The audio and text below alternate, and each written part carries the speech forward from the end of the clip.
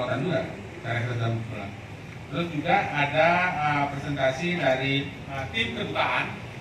Pak Rudin juga berkata ke depan. Pak Alex bisa menyampaikan bahwasanya bagaimana keberadaan kita di kedutaan dan juga sifatnya sana membantu jika diperlukan siap backup ya.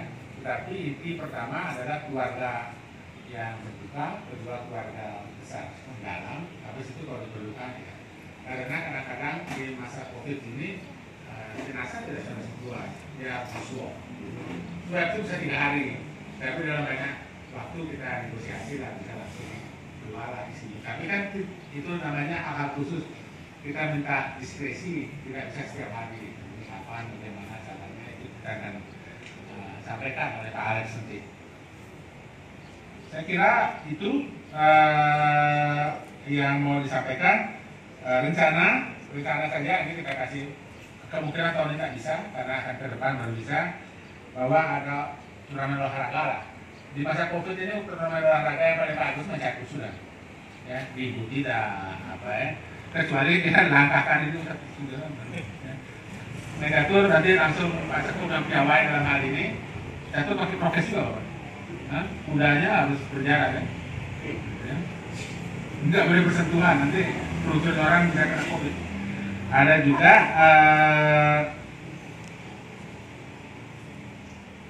apa namanya jatuh KTA. KTA kali ini, KTA yang lalu sudah selesai. Nanti kalau mau diskusikan lagi nanti buat RTA plus minusnya pasti minus banyak karena dia baru pertama kali kita buat.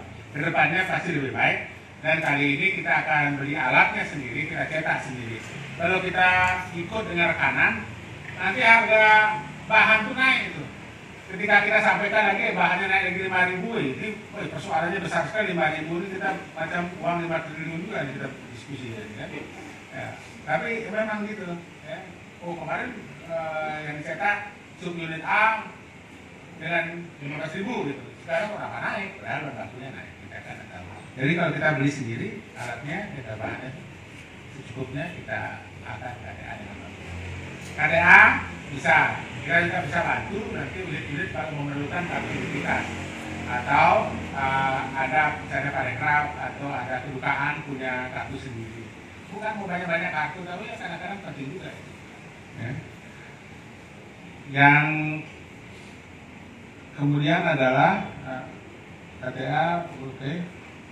Rencana ke depan lagi ini ada masukan, nanti kita diskusi ya. Bisakah kita membuat Natal bersama, ya, Nataru, tapi virtual? Saya rasa mungkin aja, ya. Jadi ketika satu kali kita beribadah bersama, tapi di rumah masing-masing kita meniru live streaming atau kita merayakan.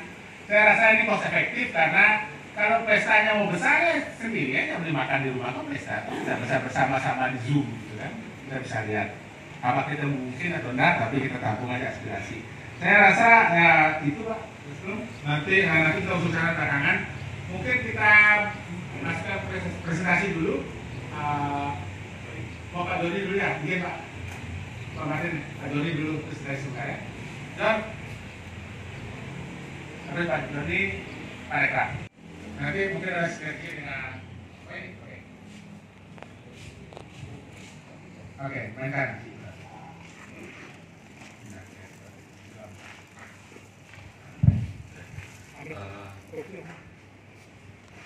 Dari pengurus yang kami hormati,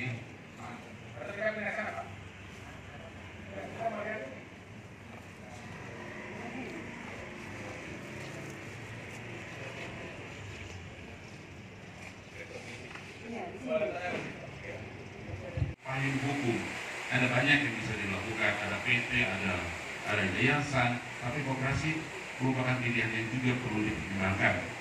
Dia menjadi payung hukum untuk unit-unit usaha di dalam koperasi itu sendiri. Sekaligus lembaga ini bisa menjadi salah satu sumber pemasukan organisasi. Selama ini organisasi ini hidup harus ada uang yang perlu terus harus beredar kan begitu. Kenyataannya kita selalu mengandalkan iuran, kita pengasihan. Saatnya kita harus punya label. kalau orang Bali itu lebih dulu ya, kita harus mengusahakan satu unit usaha yang menjadi untuk pemasukan. Kemudian tujuan yang kami ingin capai itu satu, membantu meningkatkan kesejahteraan ekonomi warga yang menjadi anggota Koperasi Pulau Orang Bali. Jadi yang menjadi anggota, yang nggak menjadi anggota ya kita kan, karena koperasi itu identik dengan demokratis. Melalui diklat dan pendampingan usaha, bantuan permodalan usaha menjadi bagian dari forum bisnis anggota. Yang kedua, menumbuhkan semangat solidaritas warga yang secara ekonominya lebih mampu. Saya percaya bahwa di kita ini banyak yang mampu, tapi bagaimana dia bisa berbagi melalui saluran yang tepat. Kita menghilangkanlah kebiasaan untuk pinjam duit dari pribadi. Baiklah, kita pindahkan itu ke lembaga. Kemudian secara tidak langsung juga menumbuhkan kebiasaan menabung, kemudian menggairahkan semangat berwirausaha, meningkatkan semangat untuk berbagi, menjadi media pertemuan informal warga. Itu salah satunya. Saya lanjut. Nah, ini yang mulai kita masuk ke dalam jenis dan lingkup usaha koperasi. Jenis bentuk koperasi Pulau Bali adalah koperasi konsumen. Ini peraturan baru. Dulu dikenal dengan koperasi serba usaha, karena mungkin menteri ganti dan segala macam, berubah menjadi koperasi konsumen. Kenapa kami memilih ini? Karena di situ ada misalnya unit simpan pinjam. Simpan pinjam itu adalah bagian saja, unit saja. Kita juga bisa mengembangkan usaha perdagangan umum misalnya, atau pengadaan barang, usaha kontraktor, instalator, usaha perikanan, pertanian, jasa juga demikian, jasa tenaga kerjaan, buruh dan segala macam, iklan, sertifikasi profesi pariwisata, boga, tata kelola acara event organizer, pengiriman barang usaha perantara, broker, itu tidak sama kelas, biar kerennya broker, ya, dan lain-lain. Ini bisa. Jadi koperasi Global Orang Bali diharapkan nanti menjadi semacam holding company. Kemudian ada unit-unit usaha. Oke, saya lanjut saja. Nah, apa sih wujud partisipasi koperasi ini untuk induk organisasinya, untuk IKB Rokamoran? Setiap tahun kita tahu bahwa koperasi itu selalu mengadakan usaha. Dan salah satu hal yang dibicarakan adalah sisa hasil usaha. Maka sisa hasil usaha tahunan itu kami mengusulkan dari 100% yang didapatkan, 20% itu dialokasikan untuk organisasi IKB Purwamora. 5% disisihkan kepada unit-unit ikatan keluarga yang dibagi secara proporsional sesuai dengan jumlah warganya atau yang menjadi anggota koperasi. Jadi tidak semua dong.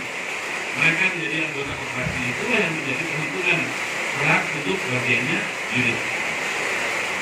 Keuntungan yang kedua adalah keuntungan unit-unit usaha.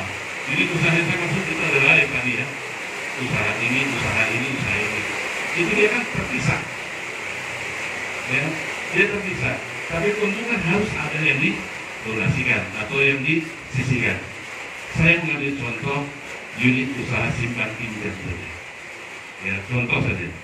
10% bunga yang diterima oleh anggota dari tabungan harian dan deposito didonasikan untuk organisasi IKB Purwamora. Dan ini sah Bapak Ibu.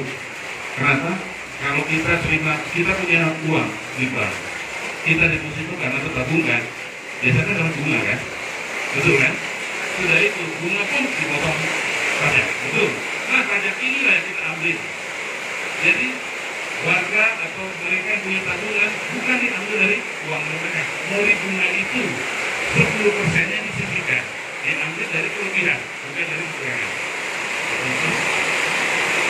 Kemudian misalnya ada pinjaman, biasa kalau orang pinjam pasti ada biaya administrasi dan komisi, kurang lebih 3%. Itu disisihkan juga 3% untuk organisasi KB-nya, 1% untuk ikatan keluarga, lebih besar ya. Kemudian 1% untuk unit usaha itu sendiri. Nah, IKB itu kecil, bagian kesatuan itu sudah gede kan. Kemudian